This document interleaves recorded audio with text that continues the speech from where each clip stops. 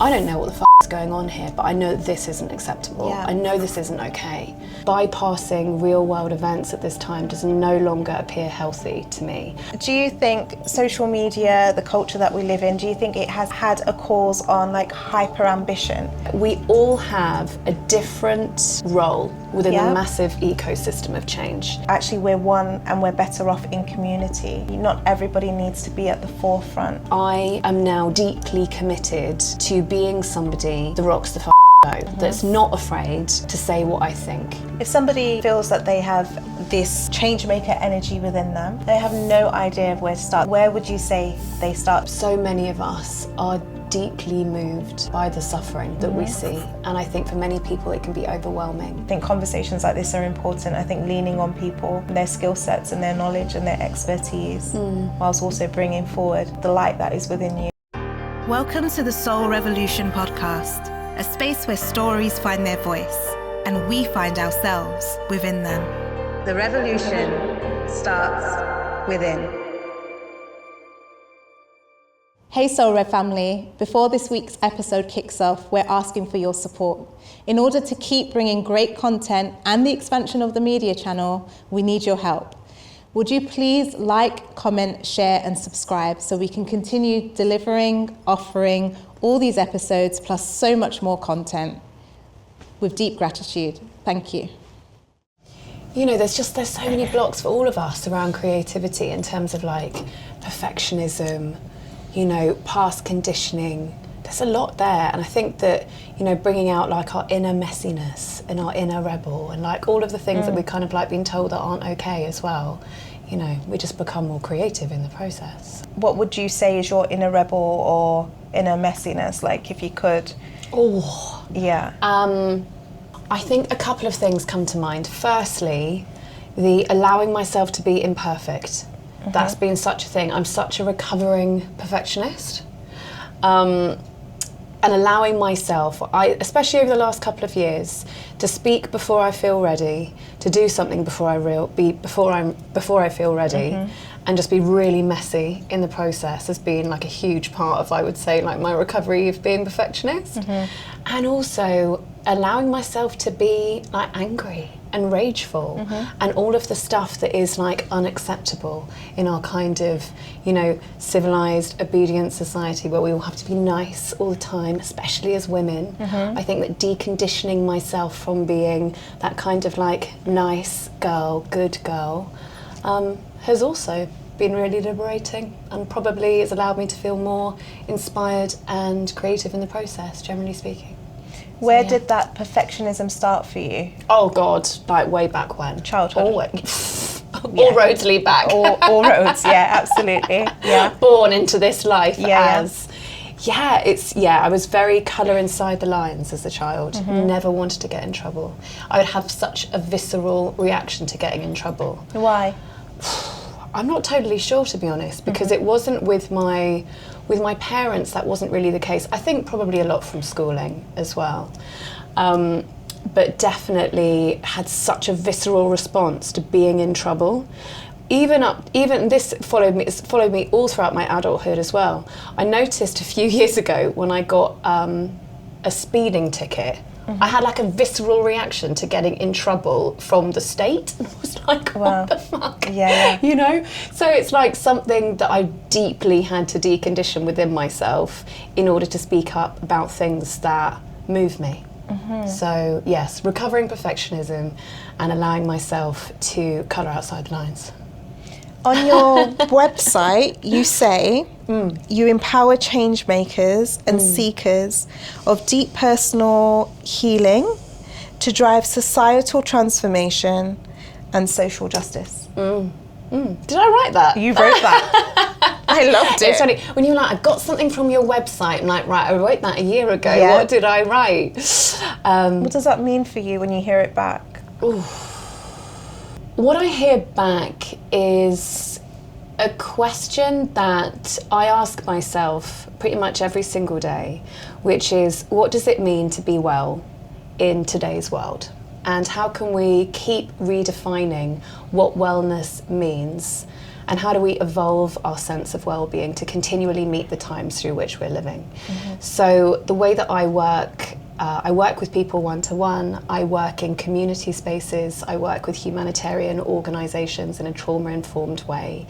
And I also have my podcast, which is the Higher Love with Megan podcast, which so I'm used to sitting on that side, so I feel really uncomfortable on this side, just getting used to it. But my podcast also really seeks out that question again of what it means to be well in today's world, often with more questions than answers, which I think is also a really healthy place for us to be continually as humans and as a society, especially at the moment. And really having that question of how do we bring more inclusion, accessibility, diversity to our wellness spaces and beyond? How do we continually integrate social justice and social change within our remit of being well?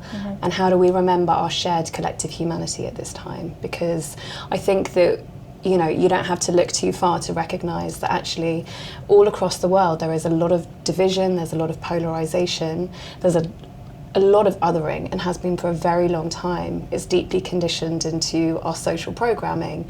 And I feel like for us as practitioners, as space holders, as community creators, having this, how do we bring more diversity, more inclusion, more access to the space so that we can continue to be in our shared collective humanity? That's what I get from that. It's a long-winded response. And how do we do that?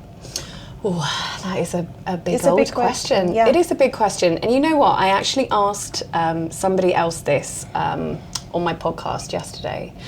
Zach Alexander, who will be coming out in a few weeks. He does a lot of spiritual wellness commentary, and I really vibe with a lot of his stuff. And I asked him the same question, and he said, you know what? I actually don't know. And it's a question that he has with his friends. It's a question that I have with my partner most days. It's a question that I have with friends, with peers. In these types of conversations, it's something that I'm continually exploring.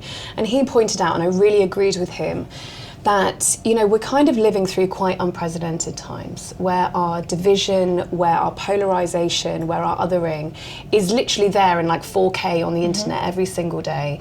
We live in a very urgent world where everything is clickbaity, where everything is kind of rage inspiring, and it just gets more and more and more intense. And it's a very unprecedented time in that sense. And I think that what it invites is for us to continually reimagine possibility. I really love kind of like flirting with that kind of reimagining our social structures, reimagining community spaces. And we don't really have a framework for a lot of these things. We've kind of like got to where we are now based on the same kind of set of intentions and values. And I think that we're in this place of like, okay, if this is not working, and there appears to be a lot of stuff which is not working so well for the vast majority of people, so what could that look like, and how do we co-create that together?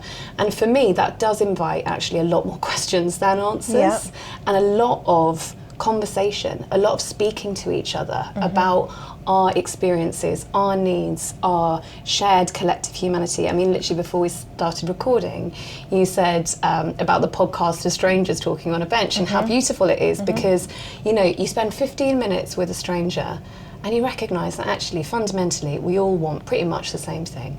We all want family, friendships, to be loved, to spend time with people that we love, to feel safe, to feel connected, to feel supported, to feel like we belong. And I think that continuing to speak to people with really diverse, different experiences from us, different lived experiences, and reimagining that together is a really good place to start. So I don't know is the answer to that question, but I continue to find other people whose value system aligns with, okay, let's try to get to know a little bit more together. So I think community is something that really comes up for me alongside reimagining possibility as well. And when you think about the communities that you're around currently, what do they look and feel like for you?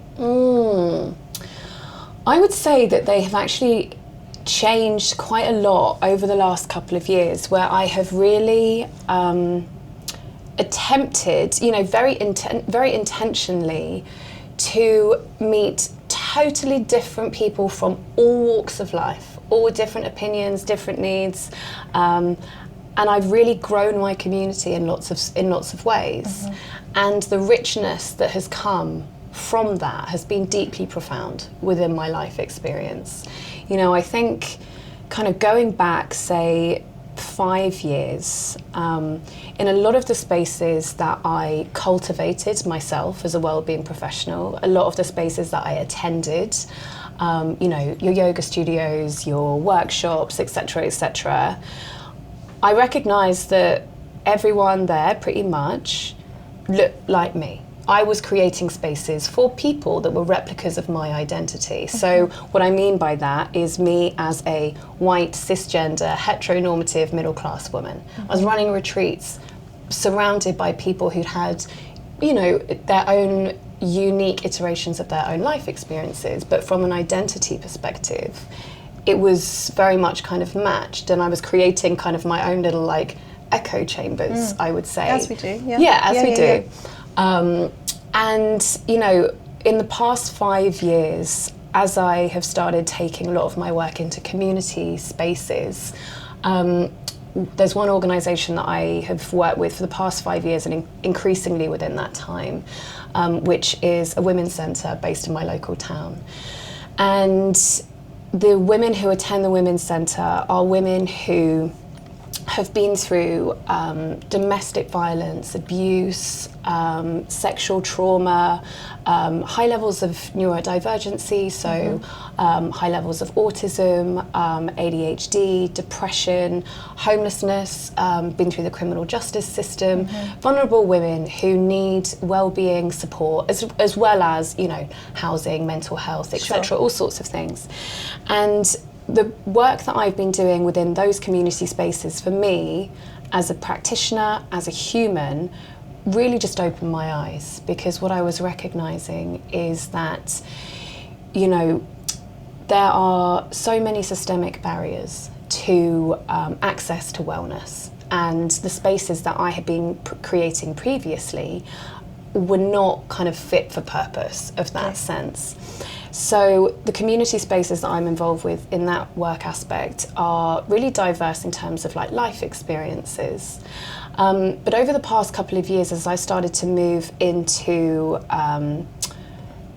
movements that move me, for social change, for solidarity movements, my community has really opened up to include people from all faiths, all races, all cultural backgrounds, all different kind of backgrounds that have come together with this shared ambition for social change, for safety, dignity, freedom for all people. And so my community these days feels like there is so much richness from that, and being able to then bring that into the way that I see wellness, and having really frank and open conversations with people in my community about kind of how they feel included or not included within our wellness spaces, for me has just really changed the way that I do wellness, and the way that I speak about being well. So yes, sorry, I went off on multiple tangents it's fine. there. So much there. So how do you do wellness, and how do you now speak about being well? I would say that my notion of being well now is having very human responses to the challenging times through which we're living. And what I mean by that is, when I was in my full-on love and light era, which I call it that, and I always refer to myself as like a recovering love and lighter. But when I was in that, I would come out with all the things like politics is low vibrational, don't watch the news because it's low vibrational, knowing about things that were going on in the world, don't want to listen to that, anger is a low vibrational emotion, like all of these things. This is really common language. Oh yeah, I know. Still, no. Well, is it? I mean, I feel like I don't surround myself with that anymore, yeah, so I your don't know. community's changing, right? Yeah, and yes, so is mine. totally. However, there is that. They're It still exists. there. They exist Outside of my fortified echo That's chamber it. that Yeah, I created another yeah. one. And you know, I remember my parents have always been very politically engaged. Very, you know, I remember when I was a child, they would always be like writing to their MP about this or like campaigning about it, and I was just like, oh, this is a bit boring, like very adult. But you know, having conversations with them over the years, and I'm just like, you guys need to watch the news less because it's really bad for your mental health, and like, you guys need to turn that off because it's really bad for your vibration. And they're like, Megan, you need to stay engaged with what's happening in the world. And I was like, yeah, but you know, I'm working on my frequency and stuff like that. Yeah, they're yeah. like, lovely, all right then, Yeah. nice for you. And I can see now how I feel, I suppose, there's privilege in that, and deep privilege in that, because there's privilege in being able to turn away from real world events, especially as someone in a white body. I get to decide in many respects what I engage with and what I don't engage with. And, you know, I speak to so many, you know, friends now, Arab friends, people of colour, women of colour, who are like, my existence is political. Like, I'm born into a politicised experience. And, you know, me recognising that me being able to turn away from real world events at the encouragement of the wellness space at that time, being told, oh, your anger is this, and don't pay attention to this, and this is low vibrational. We're kind of like co-opted into this kind of like bypassing space, and all encourage each other to keep doing that. And, you know, when I kind of came out of that, I was like, that for me is now deeply like not healthy. Like, I don't believe that we should be living in an era surrounded by this much complexity for the vast majority of people on this planet, and encourage each other to turn away from that under this guise of that is wellness. So my definition of being well now is, can I stay informed and in action in response to what is happening on the planet in ways that are impactful, whether that is small or big, and in congruence with kind of the truth of who I am, the truth of my values, the truth of how I feel like everybody should have access to basic human dignity, empathy, and dignity, safety, and freedom. And can I keep going with that? Can I stay in that space of action? Can I stay in that space of being responsive to it? Because bypassing real world events at this time does no longer appear healthy to me. And interestingly, you know, over the past couple of years where I've allowed myself to be continuously moved by real world events, I've been furious, I've been raging, I've been grief stricken, I have cried most days. And someone might look at that, a well-being professional might look at that and pathologize that and be like, there's something wrong with you, you should go on this, you should do this, you should come to this workshop, you know, blah, blah, blah, blah, blah. For me, I'm like, no, this is healthy. I'm looking at pain, I'm looking at suffering, and I'm having a natural response to very abnormal things that we are seeing. And, you know, to go back to kind of what I apparently wrote on my website a year ago, you know, I support people in that process who are like, I'm looking at everything that's happening and it's shit. And it's like, yeah, it is. Yeah. What do we want to do with it? Or people who are like, I've got so much unprocessed grief, I've got so much unprocessed rage about this, and actually it's bringing up all of this stuff for me, and I'm recognizing that I've got shame over here, and guilt over here, and grief over here, and how do we kind of move all of this back to a place of wholeness? So again, like just coming back to answer your question, my definition of what it means to be well in this world right now is being able to meet the demands of the times through which we're living, rather than remove ourselves from it to maintain being well. And I want to like just add a disclaimer to that, you know, it doesn't take away from the fact that, you know, we all have different capacities at different times. Our lives continue whilst sometimes people have to take a break, sometimes people have to take a step back, sometimes people have more capacity, less capacity than they did in this particular season. And it's not to kind of undermine what people are going through with their individual lives, but as long as we are staying connected to what this world needs from us, especially those of us with the comforts of privilege and safety at this time. Today's episode is sponsored by Ansol. Ansol are on a mission to build soulful spaces, empowering communities and nurturing individuals. To find out more, connect with them on their socials or via their website.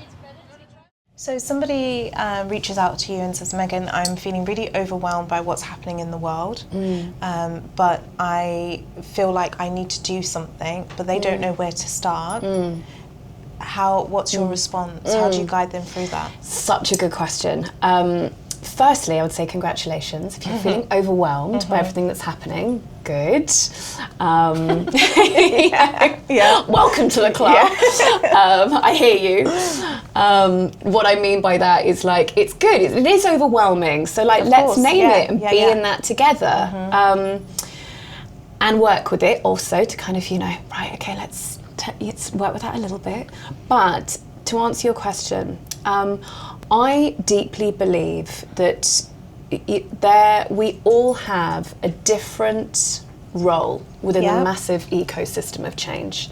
And I always want to highlight this to people, because I think especially in our world of social media and what we're seeing everyone else is doing all of the time, we just get so fragmented and fractured, and you know, I should be able to speak like that person, or like, oh, maybe I should have a podcast like this person, or like, oh, that person's running that community event, or maybe I should do more of that.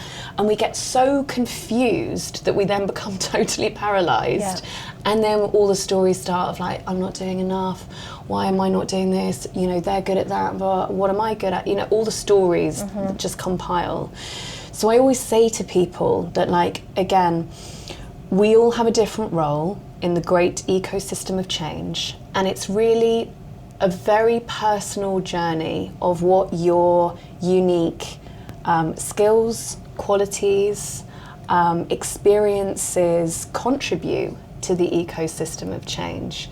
And I really do believe that we all have a different role. You know, like, movements need accountants, movements need IT staff, you know, like movements need people that can speak, movements need artists, movements need people that can deeply support others to process like grief and come into connection with their humanity.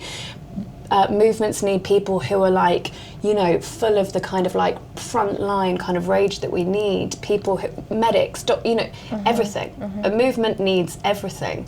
So whatever your skill and experience and qualities are, the ecosystem of change needs it. So I think that for me, the response is kind of like to work with someone to look inside of like what that is for them, and then how can that be brought into spaces of community and the wider collective. Because I think we've all been so deeply, our thinking is so deeply colonized, and we are all in, you know, this kind of these systems of hyper-capitalism, which is like hyper-individualism, white supremacist culture, and patriarchal culture, and we all think that we need to have the solution, that I need to have something unique. Even within wellness spaces, you know, in coaching spaces, business coaching spaces, it's all about like, you know, finding your like unique this and finding your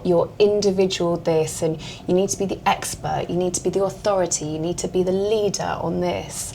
It's also kind of hierarchical, and actually the more that I've kind of deconstructed, and this is a big, long, lifelong journey, so I'm no way there by any way, shape or form, But the more that we begin to deconstruct that, and instead of it being like, I have to have all of the answers to bring this very unique skill set to a movement, it's like, okay, I've got this, but I'm going to work with all of these amazing people around me, and we're going to create some change together.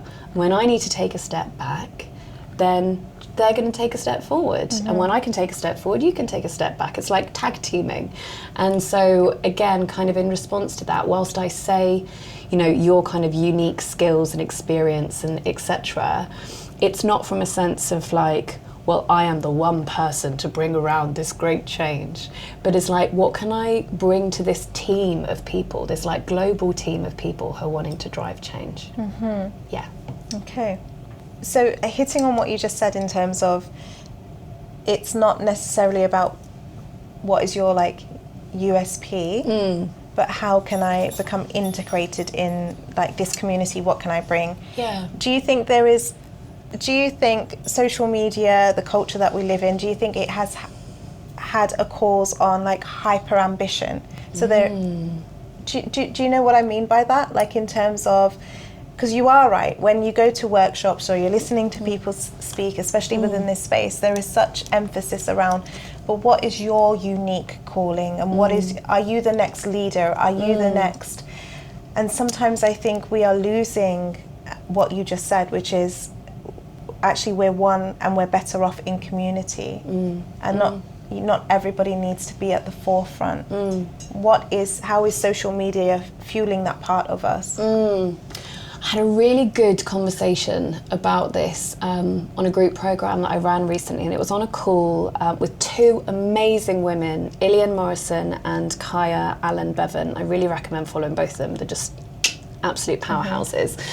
And we were having that conversation about kind of, whilst it's important that, you know, people step forward when they have knowledge and expertise and wisdom about something, it's really important for us to know when to pass the mic as well. And, you know, it's okay for us to take a step forward and to lead something. Like, you know, I think that it's quite challenging if we then kind of simplify it to the point that you can kind of like never step forward with an idea, that like you can't be kind of like leading into something. But it's also just recognizing that like we're all working together, we are all part of the same value system and all work better together. But I think, yes, like I do think that social media is something I think about a lot. I was literally thinking about it on the way here. You know, social media as well, it encourages us or programs us to create like the next clickbait video that has to be the next mic drop moment. And within wellness, it has kind of like programmed us to have like, you know, it's like having a hot take. Like, I need to simplify this very nuanced, very complex spiritual or like wellness idea into like 5 steps too. Yes. And like it has to be original and has to be engaging. And you know, within the first 10 seconds people need to be liking it, or the algorithm will drop it and no one will see it. That has messed up. I think it is messed up the way that we communicate so much. And I think that it does, you know, social media has really programmed us to like, I have to be like the next person, to have the next best original thing. But it's making us, I think it's really messing with a lot of the ways that we think about being well. I think it's messing with our creativity, it's messing with how we relate to people, it's messing with how we relate to ourselves. You know, there's so much pressure to show up a particular way online. And even, as you said, in the wellness space, there is pressure to show up in a particular way online. Yeah, totally. And this is why I love conversations so much, because, you know, when I started my podcast again, 18 months ago, and I started it in 2021, but it was kind of like a generalized holistic health podcast, and I had conversations about all sorts of things. But I stopped at the end of 2023, and you know, for a number of reasons, which I can definitely go into. But you know, the kind of the final nail in the coffin was around everything that was happening in Palestine and watching what was happening or not happening within the wellness space. And I was like, God, I just need to take a step back from like what is happening within this space. And when I relaunched my podcast in July 2024, what I was recognizing was like I really got okay with the fact that like I didn't really know very much about a whole range of topics, and there was so much that I needed to unlearn and relearn. And for me, showing up in conversation with a different guest each week enabled me to learn so much through conversation. And the reason why I bring this in is that, like, you know, social media and the kind of hierarchy that it enforces us into in this really strange kind of online space. And I won't, you know, social media's got lots of brilliant aspects to it as well. But through conversation and through that very like shared platform with other people, where I was like actually kind of, I sometimes think that my podcast is a purely selfish endeavor because like I just get to hang out with great people, have great conversations and learn. But through having conversation with people, which was on a level playing field, it's also really shifted something for me of like not having to be the leader, not having to be the expert, and actually like being totally okay with not being that. Like, you know more about this, can you come on and talk about this? I think it's really healthy ways for us to be, but there's a lot of deconditioning around that's come from living in this very hyper-capitalist, patriarchal, hierarchical culture that I think that we're hopefully beginning to see more of. But yes, definitely agree with what you were saying around that. If we can circle back for a moment, you said you know, some of your offerings are within like communities where you're working with vulnerable women now. What do those offerings look like? How are you working with them? So different, or the communities or the organisations. I mean different ways. So you know, in the women's community that I work with in my local town, we do workshops, group work. Again, I think group work is so significant. It's so great that more and more group work comes up in so many more communities.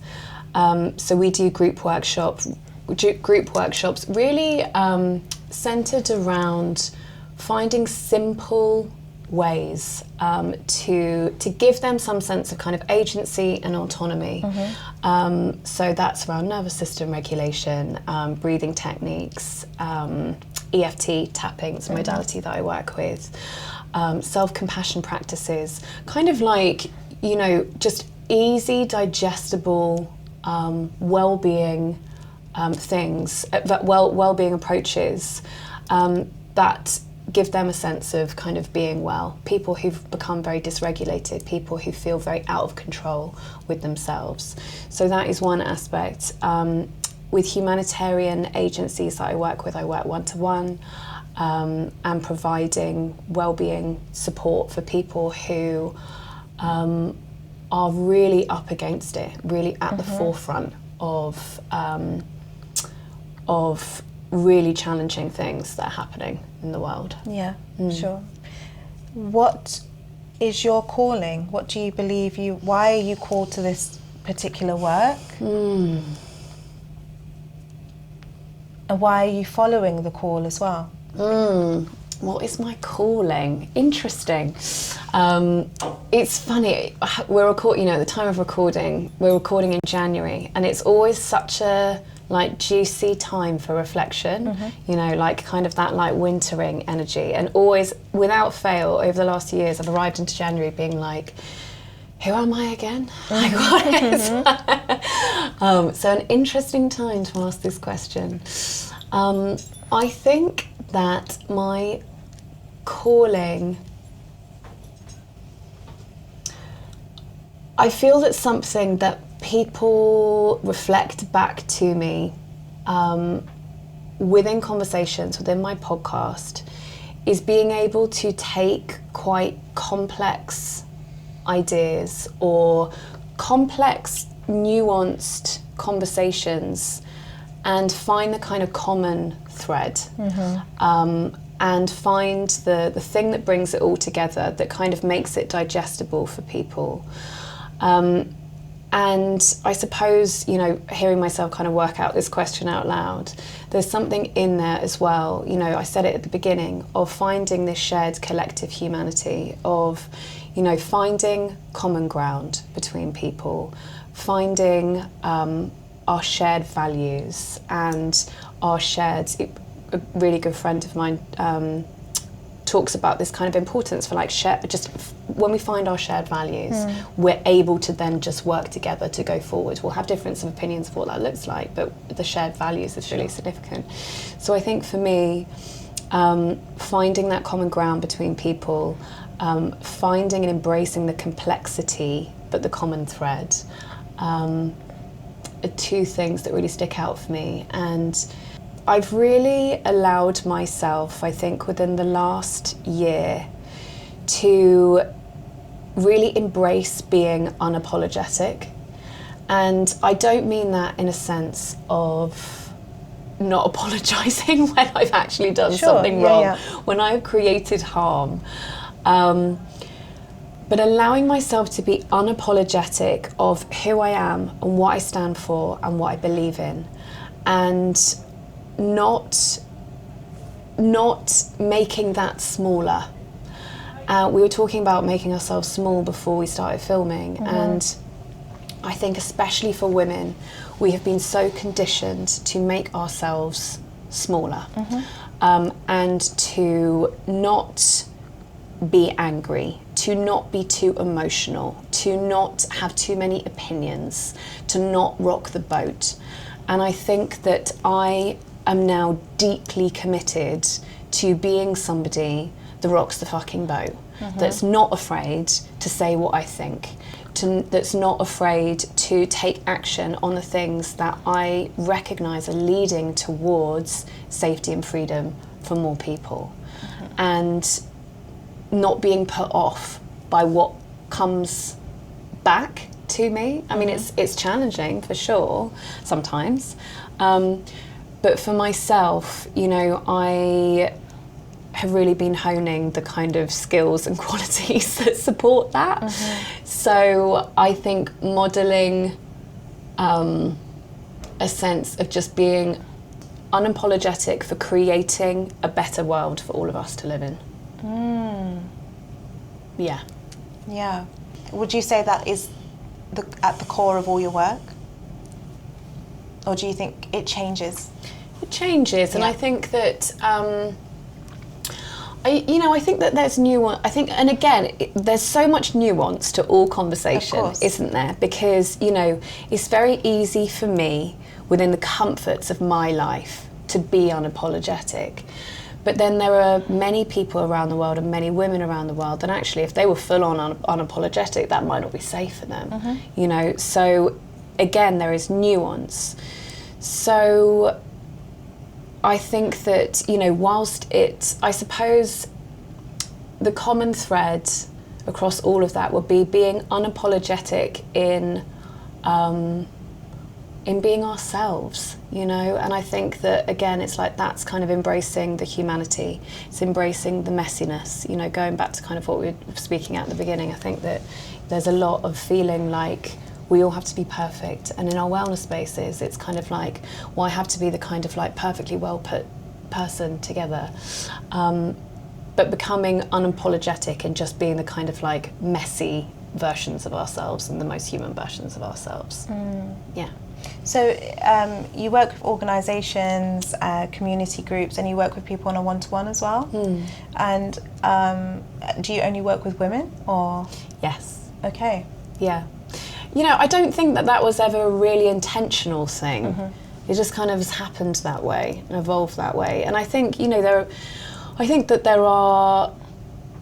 there are beautiful ways of course, all of us coming together. But then I think there's beauty from having You know, my partner, for example, works with men. He works in the community with men. He works for an organisation that supports younger, vulnerable men, and does men's work himself one-to-one.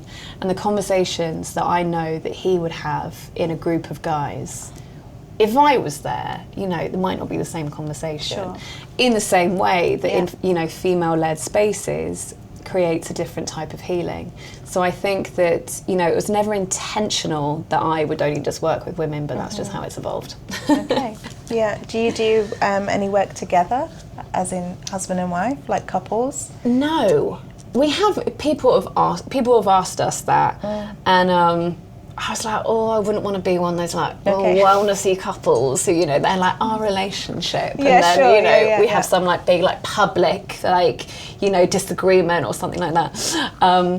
No, I think, you know, we've spoken about things, projects that we might have like kind of in mind together in the future, but nothing right now. But I also appreciate that as well. It's like nice to just have like our relationship and then our work as well. Separate. But you know, we'll see. Never say never. Sure. Yeah. There was another word that you used. Yeah. So part of the same statement, but change makers. What is a change maker for you? Yeah. What is a change maker for you? For me, a change maker would see somebody who, I mean, as it says on the tin, like somebody who's really committed to creating a change that is needed within the systems in which we are living. And I think, you know, the word that I've just used there is really significant within this, because a big change for me within my understanding of the world, our understanding of wellness, has been to really start seeing systems that are harming people rather than our own individualized experiences. And you know, I think that with a lot of wellness spaces, and actually, you know, again, I've spoken about kind of this individualization culture, but a lot of the way that we do wellness is really centered on the individual, the experiences that I have had, what has happened to me, which is significant for sure. But the huge systems behind all of our lives, hypercapitalism, white supremacist culture, patriarchal culture, these harm everyone. And I think that the people who I really vibe with in this space are the people who are recognizing the systems behind all of our lives and are starting to reimagine possibility and are starting to create community beyond the things that divide us. So for me, a change maker is somebody who is looking at kind of this systemic harm that we have, the systemic challenges, and really bringing creativity, bringing imagination, and bringing drive to resource ourselves to deal with those problems. If somebody feels that they have this change maker energy within them, they have no idea of where to start. So they may be being moved by what is taking place in the world at the moment, and there's so much taking place. Where would you say they start? Do they plug in with an organisation or a movement? Because for some people, I've come across people and it's not within their community, but something's happening on their feed or wherever where it's now beginning to unnerve them, and they're like, I need to do something about this, but they don't know where to go, where to start, who to talk to. I think for myself, joining groups locally is really good, because I think, you know, the online space is brilliant for finding I'm going to use the word thought leaders, having just said that we don't believe in this leaders thing, but for want of a better word, Instagram, you know, all of these platforms, X, whatever it is, it's great for finding people, it's great for finding information, for finding different perspectives, but finding local community on the ground is really important, I think. And I understand for, you know, people who are living, you know, in areas where it's more rural, where, you know, there might not be that. But getting yourself to kind of like in-person events, like in-person meetups or like in-person groups even things like going to protests and stuff, you know, if it's a cause that's moved you, like for me, going to protests has been such a big part of my life over the last couple of years. And again, I used to, when I was in my Love and Light era, look at protests and be like, you know, oh, angry things, I wouldn't want to go to that. You know, but I've met so many people, you know, really close friends I've met at protests. And it's like you meet this person and then you meet that person, and suddenly before you know it, you're part of that group and blah, blah, blah. So I think this finding local groups and organisations, definitely, and just getting out in the community and doing stuff is a really big thing. Educating ourselves, I think, is really important. You know, I think that I kind of straddle this, it's such a block of, I don't know enough, so therefore I can't talk about this issue, or, you know, and other people saying that to you as well. It's a really brilliant way to silence people, to say, you don't know enough, you don't want talking about, you shouldn't be talking about this. Brilliant. Yeah. Like, well done, you've terrified somebody into speaking. Absolutely, yeah. So there is that, and for myself, I had to speak before I was ready. Like, I don't know much about this, but what I'm seeing, I know is wrong. I know it in my heart, I know it in my body, I know it in my nervous system, so I'm going to talk about it. But on the other side of that, it's really important that we do educate ourselves, and that we do essentially like relearn huge chunks of our history and what we've been taught and kind of led to believe about things. So for me, finding podcasts, finding audiobooks, things like that have been really supportive. And what else?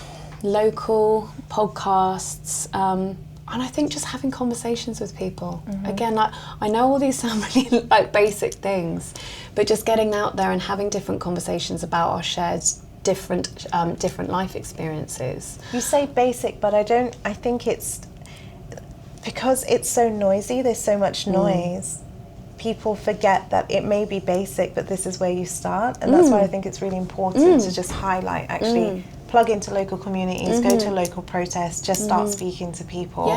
Yeah. If you're feeling moved by something, start there. Yeah, totally. And like getting really comfortable with not knowing. Like for myself, you know, for example, around the Palestinian struggle for liberation, when I saw what was happening in Gaza, I was watching it and being like, I don't know what the fuck is going on here, but I know this isn't acceptable. Yeah. I know this isn't okay. So I had to go and educate myself about history and recognize that, like, I'm totally ignorant about so many things, and that is okay. Yeah. You know, it's not okay, but I'm doing something about it. And I think for myself, it's just been like really humbling and grounding to just be like, I don't really know anything about very much, so I'm just going to be beginner with all of this. And I keep coming back to that, you know, with, for example, what we're seeing happening in Iran at the moment. I'm like, oh my God, again, this is a whole massive geopolitical issue that I know nothing about. So what should I do? Speak to my Iranian friends. Look what they're reading, what they're posting, what they're following, and you know, and I'm seeing people post really different things as well. So again, I'm like, this is confusing, but I know that I stand for liberation and freedom of people. That's it. So I know that I stand with the people. So I've got like my values within this, but can be applied with kind of geopolitical history. And being okay with like not knowing as well. Like, again, going back to that leadership thing, being the expert thing, we're so dialed in to, I don't want to look stupid, and like, you know, I don't want to, you know, I don't want to say anything and for it to be wrong. You're going to get it wrong. Like, I have got so much stuff wrong, and I think really deconditioning myself around that has just been really liberating for me, to just be able to show up as a whole person and be like, I don't know what the fuck is going on here, but I really want to know. So where can I go from here? Like, little steps and attitude, I think is really important. Yeah, and I think it's really important to highlight what you just said, which is we may not have all the answers. It may be very, very confusing, but we stand for liberation and freedom of all people. Totally, And exactly. that is a starting point. Yeah. And you are allowed to share that even Yeah. if you don't know the ins and Yeah. outs of everything else. Exactly. And then Yeah. just become curious, Totally. educate yourself, have conversations. Yeah. What is moving you right now to the point of wanting to create change or more change? There's so. Where do I start? What's not moving Yeah. me? Jesus.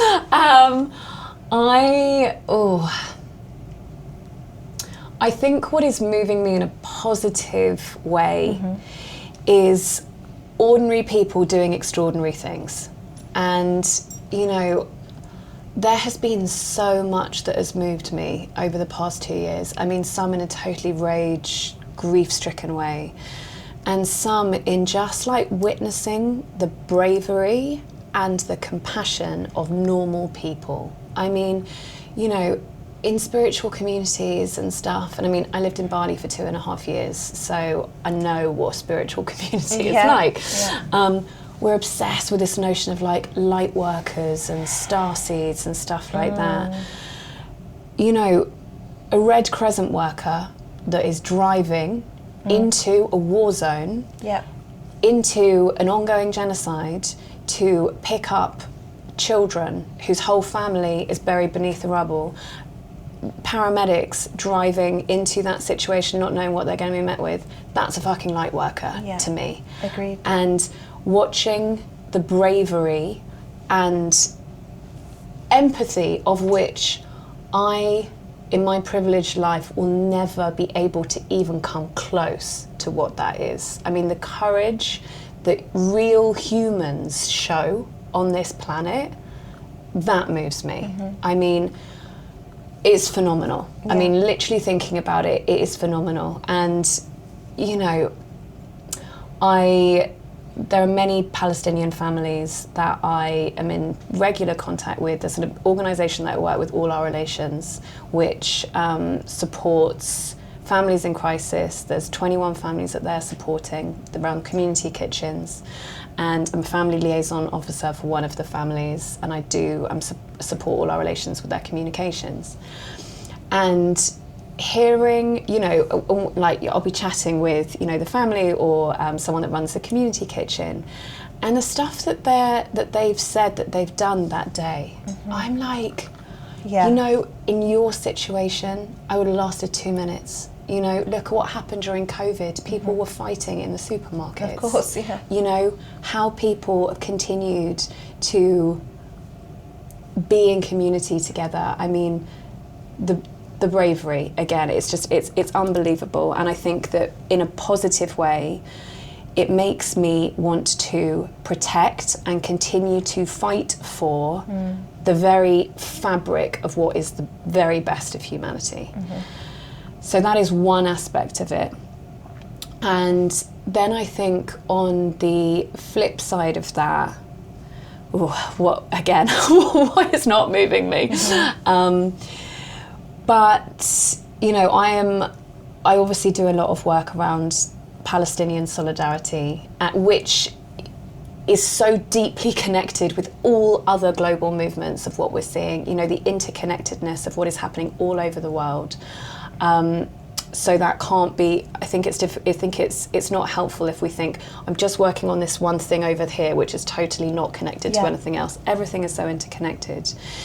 But something that's also really important to me in a very alive conversation in our household, and has been for the last 18 months, is I really am deeply concerned about the violence against women in this country, all over the world, in the impacts of misogyny, what we're seeing in kind of statistics coming through around kind of next generations, concerns that feminism has gone too far, things like this. I'm feeling deeply moved at the moment by a lot of the conversations surrounding that. And again, it's so alive in our household because my partner and I talk about it a lot. And I think that makes me, again, it's something that's really important for me as a woman, but really it makes me really want to keep speaking to this topic so that it's literally a better place for our next generations that come through.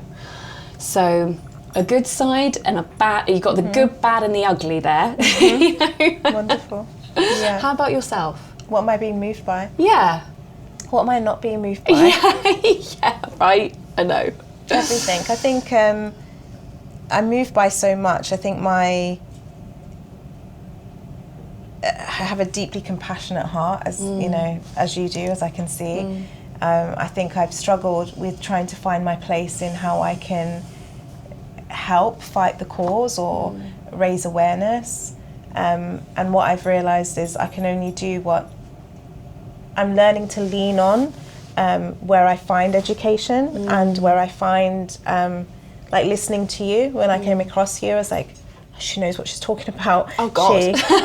She better than I. You know, you're able to put things together in a way that I don't have that skill set. But what I do have is, me personally, is I build community really well, and I'm grateful to be able to do that through Soul Revolution. And then equally, I have a way with words with my writing, and I'm learning that my message comes through my writing and that reaches people. So in my small way, I'm taking what moves me, what breaks my heart, what is breaking my heart currently in the world, and I'm putting that into the communities by having conversations about them, bringing it to people's awareness, and also putting it into my writing, my spoken word, to say, you're not alone in this, you know, and it ripples out, and it may not cause huge change. And then I go through these, you know, like moments of where I'm like, right, okay, I'm going over to Gaza, I'm gonna go and volunteer my time. I'm there with you. Yeah, and like, you know, so I go through phases like that, and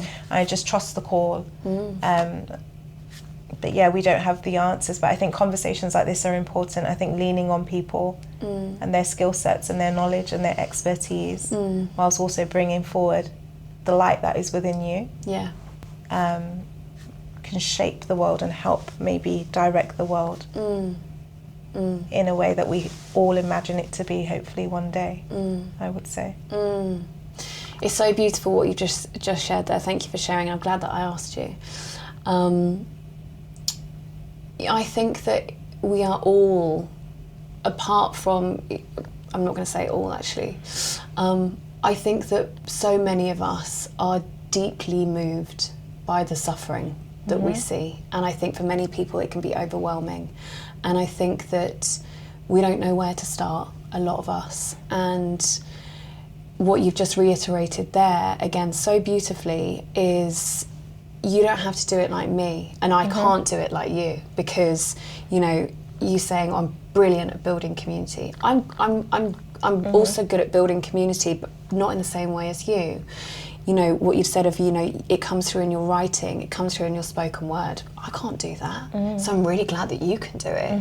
And, you know, I've got so many amazing friends that are so skilled in different things, and, you know, it comes to mind like an amazing special friend of mine who does a lot of grief work, grief tending, and she's so brilliant at things like conflict resolution and like nurturing repair, and like I'll come to her with something and I'm just like, oh, there's fucking things going on, blah blah blah, and she's like, and blah blah blah blah. I'm like, right, really pleased that you've got this down, because whilst I'm here putting like, you know, stuff on the internet of things that I'm passionate about, I don't have it down of like how to tend to my grief, how to create community over here.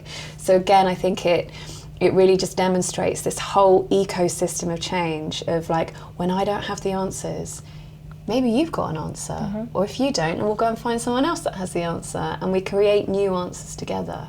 So yeah, that just really came through in your share. I'm pleased that I asked you. Yeah, thank you. I always ask the guests towards the end to share something with our viewers, if there's something on your heart. The first thing that comes to mind that's on my heart, which is going to be, I'll have this as step one, is from free Palestine, free Congo, Yeah. free Sudan, free the people of Iran, Yes. fuck ICE, Yeah. and fuck all harm everywhere. So standing with freedom of all people everywhere would be my first thing. That's definitely on my heart. Yeah. But the second thing, just piggybacking from what we were talking about there, of things moving us, to allow ourselves to be continually moved.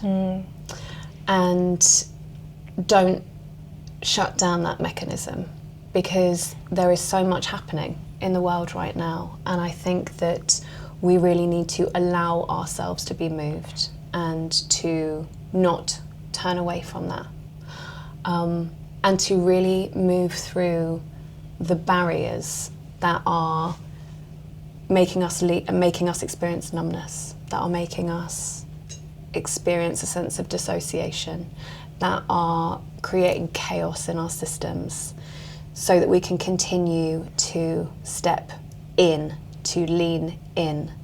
And where we feel, when we find content, where we find information, when we find education that feels like it's calling us out, I think it's really important for us to allow ourselves to be called in. And, you know, that can sometimes sound so soundbitey, but I think when things in this world are demanding that we evolve to meet them, our shame, it gets in the way, our fragility gets in the way. And it's so important for us to just continue to work through those layers, to allow ourselves to keep stepping in and to keep leaning in, so that we can continue to build together. Yeah, beautiful. That's what's on my heart. Thank you. Top 3 or 5 books? Oh God. Top 3 or 5 books. I'm reading so many books at the moment. There's a book that I'm starting, White Fragility. There is a book called, oh God, I need to get the title of it because it's really good. Okay, you can send me it if you Yeah, don't I'm going to remember. send it to you Yeah. because it's. I can get it for you right. I can get the front cover up. Yeah, I'm having a complete That's blank fine. on what the title is. Sorry, it's Okay, really how unhelpful. about movies or things that you've watched, documentaries? Oh, documentaries, loads. Where Olive Trees Weep was really impactful for me.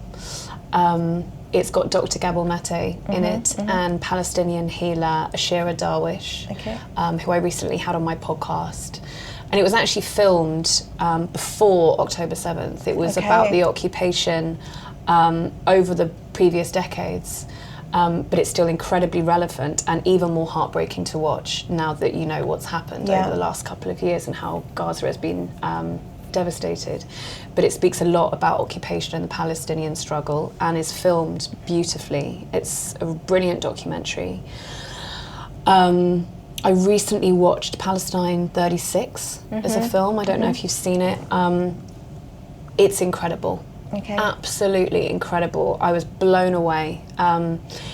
It was really interesting at the end of the film, and so many people have said this, it was the one film I've ever been to see where nobody left the theatre. Nobody left the cinema. Everyone was just sat in their seats, completely immobilised. And I was weeping and then went into like a rage. But it's an amazing film and everyone needs to see it to understand the decades of occupation and the fight for resistance.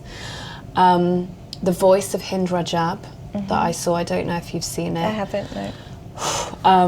It's an intense watch. I'm gonna buckle in, Buckle in. Yeah. I went on my own and I brought a lot of tissues. But it tells the story of 5.5-year-old Hind Rajab that was killed by the IDF. Who's the IDF shot at her car where her relatives were in. I remember the story 300 times. It's a powerful, challenging watch. But I think it's really important that we highlight these stories and remember, you know, Hind is one story of one little girl, Yeah.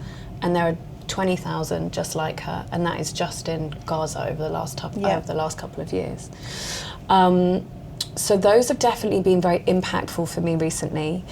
There is a film actually that some friends of mine are working on, which I'm really excited for. So it's not out yet, but my friends, Andrea Kaposh, her father, Stephen Kaposh, is a Holocaust survivor. And so he is a Jewish voice that has been incredibly vocal over the last couple of years. And before that, but especially, he's been very vocal as a Holocaust survivor to say not in my name. And his daughter, Andrea, I recently had them on my podcast, which was just like the biggest honour. He's 88 years old. Watched it. And so, oh, did you? Oh, so special. Yeah.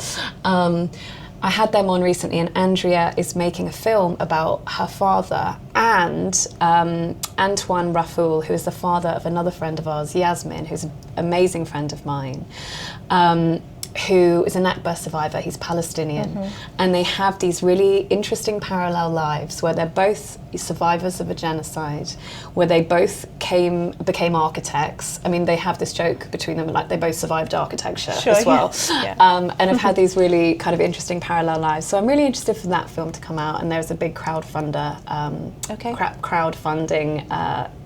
initiative going on behind that at the moment. Any other documentaries? No, I think those are my top 3 that have been very impactful. Okay. And if people want to follow you, connect with you, how can they do that? So my Instagram is higherlove_ with Megan. I also have my podcast, Higher Love with Megan, which is available on pretty much all platforms, including the ones that we're attempting to boycott. So listen to them on the kind of preferable platforms, although that's challenging. And my website, which is just higher-love.com. Great. That's me. Thank you so much. It's Thank been you. an honour to have you here. I'm so glad that we actually connected and that you're here. Megan will also be at the festival this year. She'll be hosting a panel talk. So yeah, keep tuned. And as she said, and just to echo it, step in to whatever moves you. Don't step away, but step in. And until next time, God bless. Thank you. Thank you. The revolution starts within.